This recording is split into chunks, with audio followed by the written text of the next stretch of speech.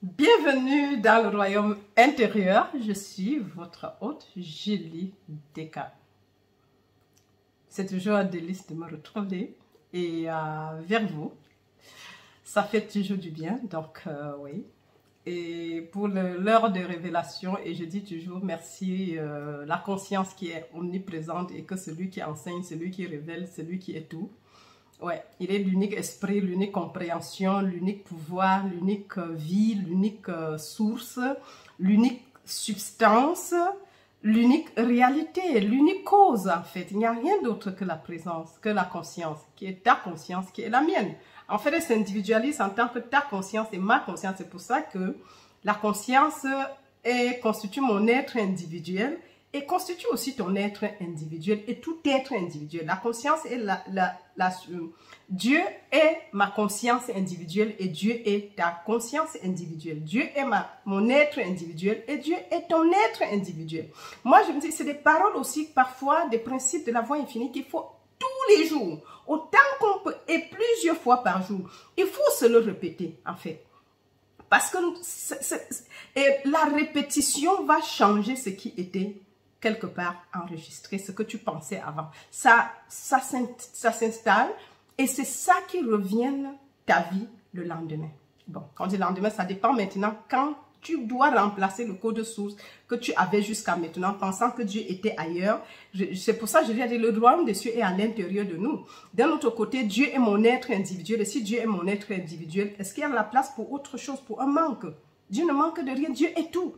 Vous voyez que parfois, certaines choses que nous avons, c'est parce que d'un côté, nous vivons par l'extérieur et on veut modifier l'existence à l'extérieur. Mais quand on vit par de la source, on n'a pas à nous inquiéter du tout. Vraiment pas du tout. Alors, donc, tout à l'heure, on a répondu à une question. Maintenant, celle-ci, c'est l'épisode 103, je crois. Oui, l'épisode 103. Et c'est Rose qui avait posé la question suite aux enseignements. Elle a dit, bonjour Julie, et encore merci. Pour une personne qui n'arrive pas à visualiser, est-ce que les affirmations avant de s'endormir produisent les mêmes effets?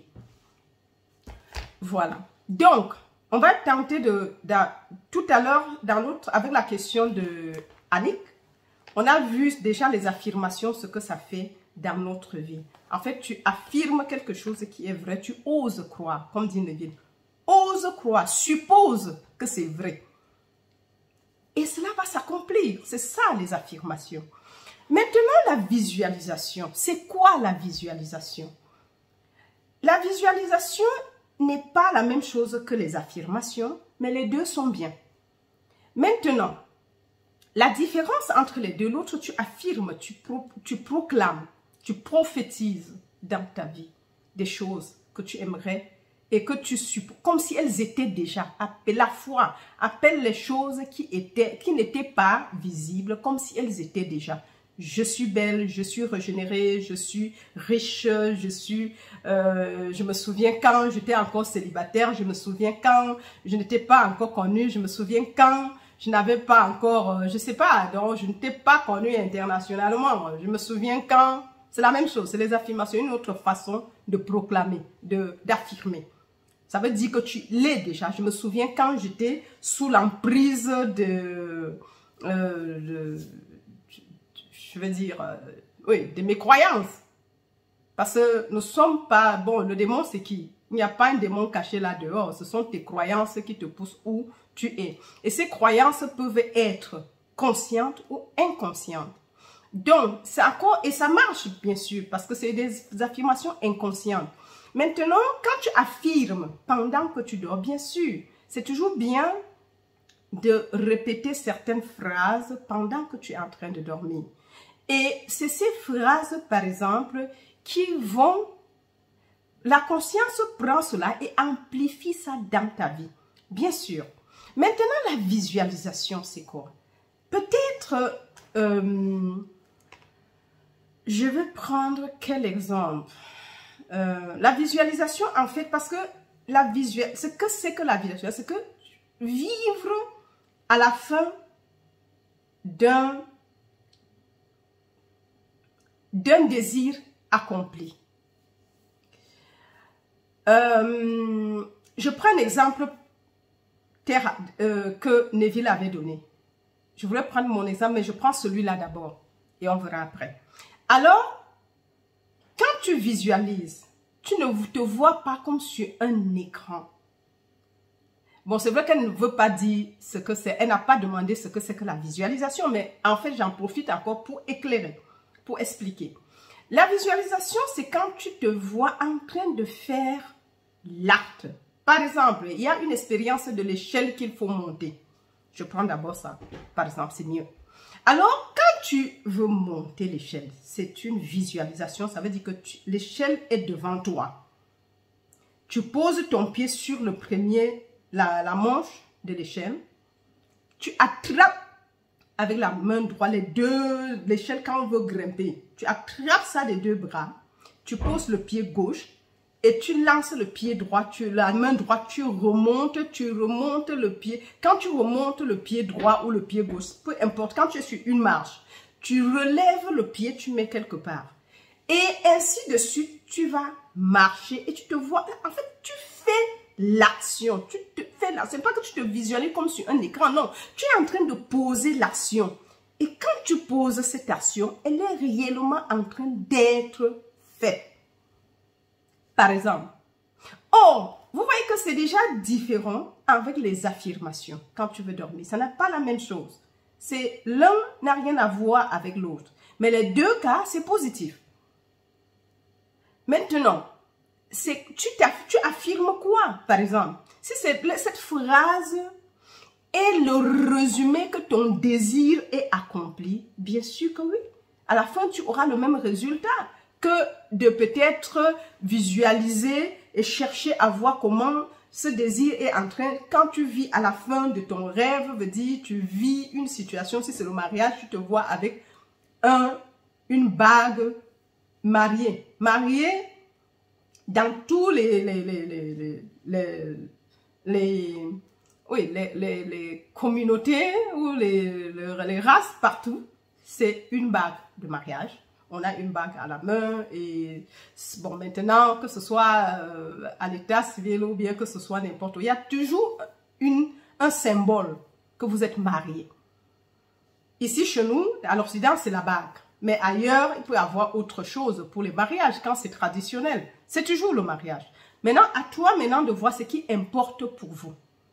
Et ça, tu vois, au moment où tu dors, soit tu vois ça ou tu vois le symbole qui signifie que c'est déjà fait. Ou, par exemple, la dame qui avait pauvre et puis elle, le désir, l'extatique. Oui. Donc, n'est-ce pas merveilleux? C'est ça, n'est-ce pas merveilleux? Donc, elle répète ça en dormance. N'est-ce pas merveilleux? Ceci est passé, ceci est fait. Ou, ça c'est encore l'affirmation que son désir est déjà accompli. Ou bien, si ce n'est pas la bague, tu peux affirmer I am happily and joyfully married. Happily and joyfully married.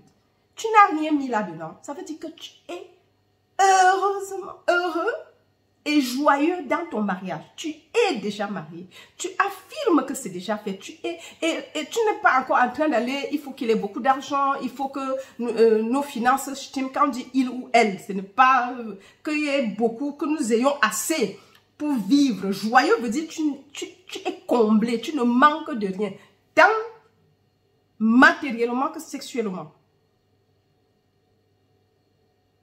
Et aussi émotionnellement. Parce que tu ne peux pas être heureux ou heureuse dans un mariage quand il y a un problème émotionnel, manque d'émotion, manque d'affection, manque de sexualité. Ça fait partie de la composition du mariage. Donc, ça veut dire que au moment où ça vient, le partenaire va venir étant celui-là. Donc, l'affirmation comme ça, bien sûr, remplace encore, c'est la même chose que la visualisation. Tu vois peut-être l'autre, elle s'est vue dans un lit. Quand elle partait le soir au lit, elle se trouvait avec quelqu'un qui était couché. Elle voyait un homme qui est couché à côté d'elle et tout. Donc, et il n'y a pas un mois, elle ne partait jamais au lit seule. Ça, c'est encore une visualisation. Parce que jusqu'à ce que tu te mets dans un état où tu n'es pas seul, tu es avec ton compagnon ou ta compagne dans le lit.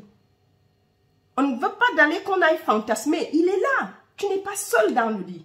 Et si tu as un petit lit, tu vois le lit grand de 2 places qui vous accueille. Et dans une structure bien.